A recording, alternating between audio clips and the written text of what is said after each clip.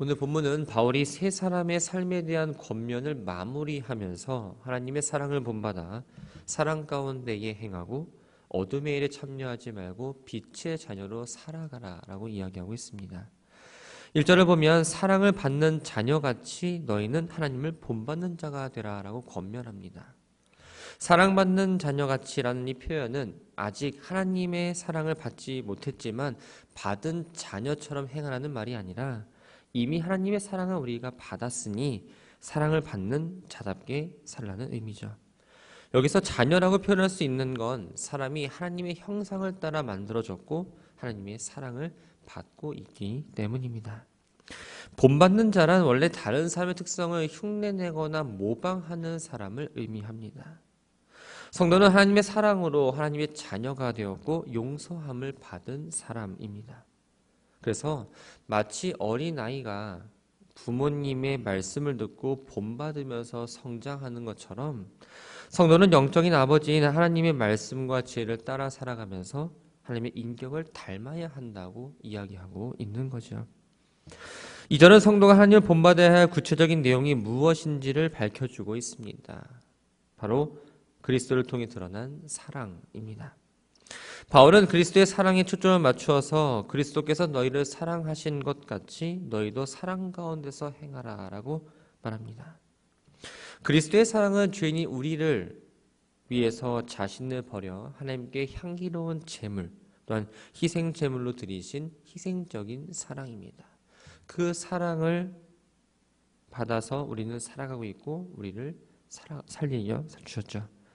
이처럼 그리스도인은 우리를 위해 그 아들까지 내어주신 하나님의 사랑과 자신을 버려 십자가에 달려 죽으심으로 우리를 살리신 그 그리스도의 사랑을 본받아서 계속적으로 그 사랑을 실천해 나가야 합니다.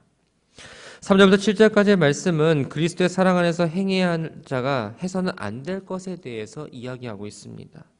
먼저 3절을 보면 음행과 온갖 더러운 것과 탐욕이라고 말합니다. 음행이란 부도덕한 성행위, 특히 정상적인 부부 사이의 관계가 아니라 따로 이루어진 성적 관계를 말합니다. 당시 이방 사회는 공공연하게 이루어졌던 일들이었고 이것은 우상 숭배와 밀접하게 연관되어 있습니다.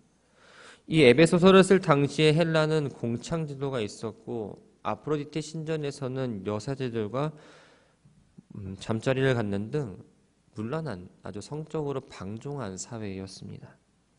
에베소 교회는 이방인들이 많았던 관계로 그들이 과거에 익숙했던 이러한 행위로 돌아갈 위험성이 높았습니다. 그래서 8절에서 바울은 전에는 어두움이었으나 이제는 주 안에서 빛이기 때문에 이러한 범죄에 대해서 단절해야 한다고 이야기합니다. 두 번째는 온갖 더러운 것입니다. 이 성적인 방종뿐만 아니라 우상 숭배나 부정한 말이나 어떤 부정한 생각이나 정욕 등 모든 죄를 포함하고 있습니다. 앞에 나온 음행과 같이 쓰인 것으로 보았을 때는 이 음란한 욕구가 갖는 도덕적인 불결함을 의미합니다.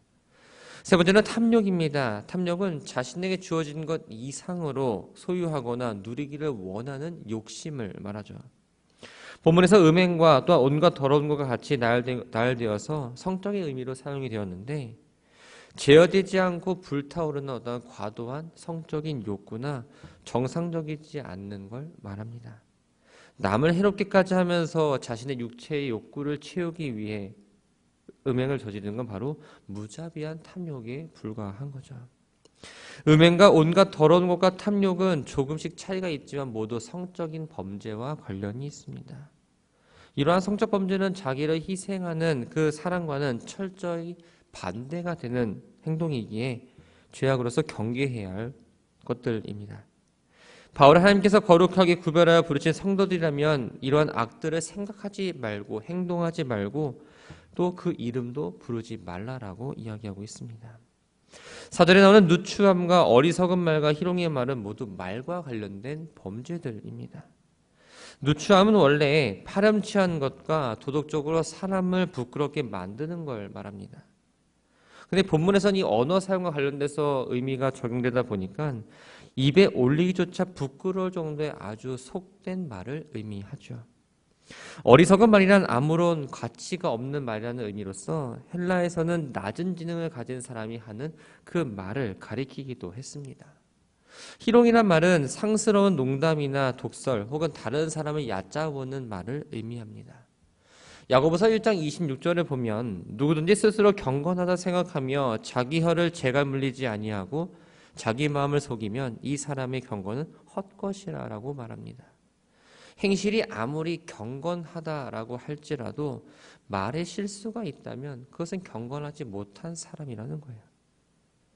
즉 그리스도인에게 말은 가장 조심해야 될 행위이면서 이런 어리석은 말, 누추함 또한 희롱하는 말은 그리스도의 삶에서 철저하게 배제되어야 된다고 지금 이야기하고 있습니다. 그래서 바울은 그리스도인의 언어 생활에서 최선의 태도는 바로 감사하는 말을 하라는 겁니다. 하나님의 은혜에 대한 감사의 말뿐만 아니라 사람과 사람 사이에서도 감사의 조건을 찾고 그 감사를 이야기하는 언어 생활에 힘쓰라는 거죠. 그래서 하나의 입에서 어떤 불평과 나쁜 말들이 아니라 항상 감사의 말이 흘러나와야 합니다.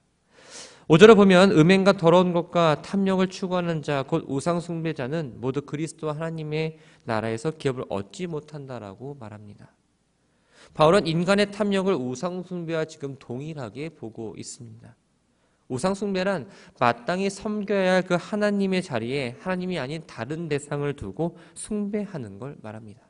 이 탐욕이라는 건 역시 인간의 마음 가운데에 하나님의 자리에서 내보내고 그 자리에 자기 것이 아니라 다른 사람 것을 얻고자 뺏고자 하는 그 잘못된 욕구가 마음에 자리 잡은 것이기 때문에 우상 숭배와 탐욕을 지금 동일하게 보고 있는 거죠.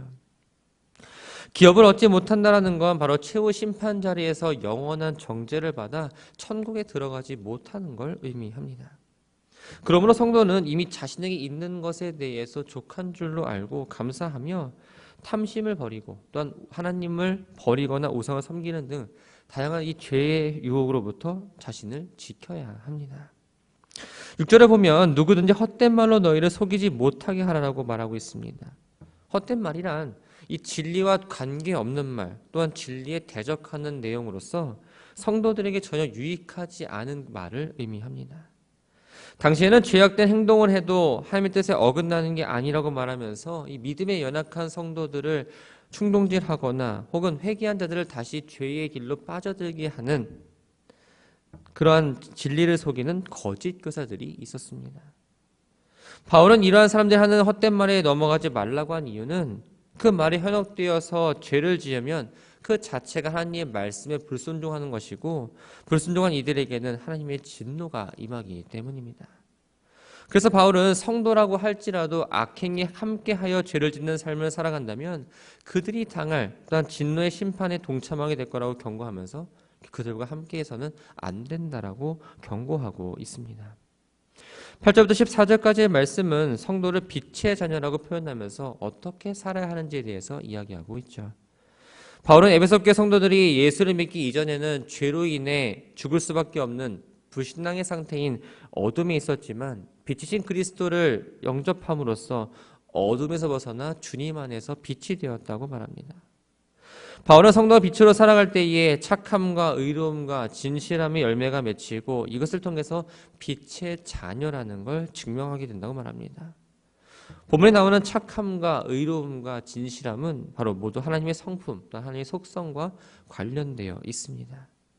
착함이나 하나님의 관용, 또한 자비, 인내를 말합니다. 하나님이 죄인된 우리를 향해서 심판과 징계와 진노 대신에 자비와 또한 긍휼과 오래 참으심으로 우리를 대하신 것처럼 우리 역시 다른 사람들을 대할 때 이러한 태도가 나타나야 한다는 거예요. 의로움이란 하나님 말씀에 어긋남 없이 바르고 의롭게 행하는 걸 말합니다.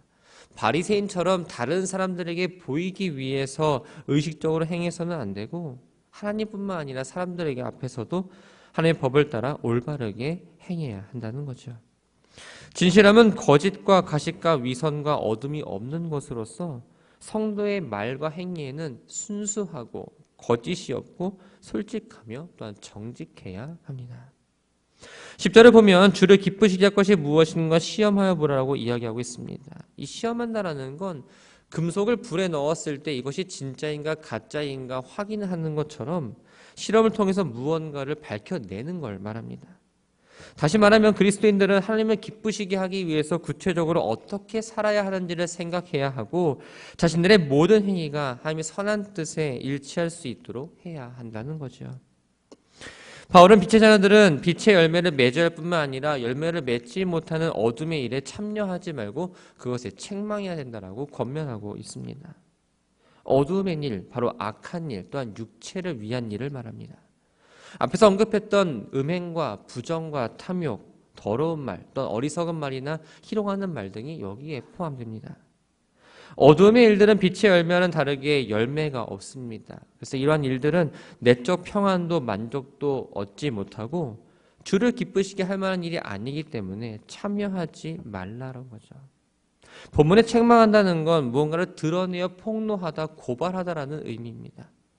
어둠의 일은 아주 은밀하게 이루어지고 말하기에도 부끄럽고 더럽고 가증한 일이기 때문에 그리스도인은 빛의 자녀로서 성결하고 거룩하게 살아내므로 그들의 죄를 부끄럽게 만들어야 한다는 거예요. 그 이유는 무엇일까요? 바로 모든 것은 빛으로 인해서 드러나기 때문입니다.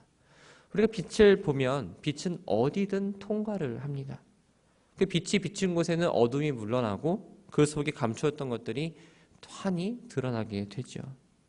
마찬가지로 그리스도의 빛이 우리에게 비춰질 때 죄의 실체가 드러나게 되어 있습니다. 그리스도인들의 빛된 삶은 죄인들에게 자신의 죄를 비추게 해서 깨닫게 하고 그 죄가 부끄러운 것인지 아닌지를 확인시켜 줄 뿐만 아니라 그것에 빛 대신 그리스도에게 인도해서 회개하고 어둠 속에서 나오는 역할까지 합니다. 바울은 마지막으로 잠자는 자여 깨어서 죽은 자들 가운데서 일어나라. 그리스도께서 너에게 비추시라고 말합니다. 그리스도를 영접하기 이전에는 하나님과의 관계가 단절되어 있었고 또한 어둠에 속해 있었습니다. 그러나 이제는 빛의 근원이신 그리스도를 영접함으로써 성도는 빛의 자녀라는 이름을 얻게 되었고 죄와 어둠을 떠나서 그리스도의 인도하심을 따라 살아가는 삶을 살아가는 이 권면함으로 말씀을 마무리하고 있습니다. 말씀을 정리합니다. 성도라는 말이 있습니다. 거룩한 자라는 뜻이죠. 근데 이것이 단순히 직분이 없는 사람을 부르는 호칭이 아니라 직분을 떠나서 하나님의 거룩하심을 본받아 거룩하고 정결하게 살아가야 되는 그리스도인을 통칭하는 단어입니다.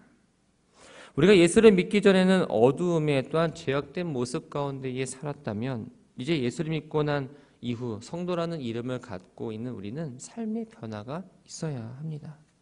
과거에는 내가 주인 되어 살았습니다. 내 마음 가운데에 온통 내가 원하는 것들만 채웠다면 이제는 예수 그리스도가 내 삶의 주인이 되고 인도자이심을 고백한 대로 살아내야 합니다. 어린아이가 부모님을 보고 배우며 성장하듯이 이제는 하나님의 자녀가 되었으니 하나님을 본받으면서 이 땅을 살아가고 이 땅에서 천국을 준비하는 삶을 살아가야 한다는 거죠. 교회에서 또한 여러분의 삶의 자리에서 하나님의 성품이 얼마큼 드러나면서 살아가고 계십니까? 하나님을 사랑한다고 고백하면 악을 행하면서 살아갈 수 없습니다. 우리 안에 잘못된 것들, 선하지 못한 것들, 더러운 것들을 내어 버려야 합니다. 세상은 늘 우리를 유혹합니다. 내 안에 있는 욕망, 탐욕, 혹은 죄를 향한 마음들을 건드리면서 한 번쯤 눈 감을 수 있다. 한 번쯤은 괜찮다. 아무 일도 없을 거라며 계속 유혹을 합니다. 하지만 이것은 분명히 불순종하는 행동이죠. 아무것도 아닌 것 같지만 당장 아무 일도 일어나지 않는 것 같지만 우리가 마지막 하나님 앞에 설 때는 불순종의 아들로 설 수밖에 없습니다. 하나님의 사랑을 받는 자녀, 빛의 자녀가 되었습니다. 바라기는 여전히 세상의 헛된 것들과 또한 탐욕과 욕망에 사로잡힌 과거의 삶이 아니라 정말 성도로서 주님을 기쁘시게 하는 게 무엇인지를 생각하시면서 하나님의 성품이 나타나고 빛의 열매를 맺으며 살아가는 우리 모든 믿음의 가족들 되기를 주님의 이름으로 축원합니다.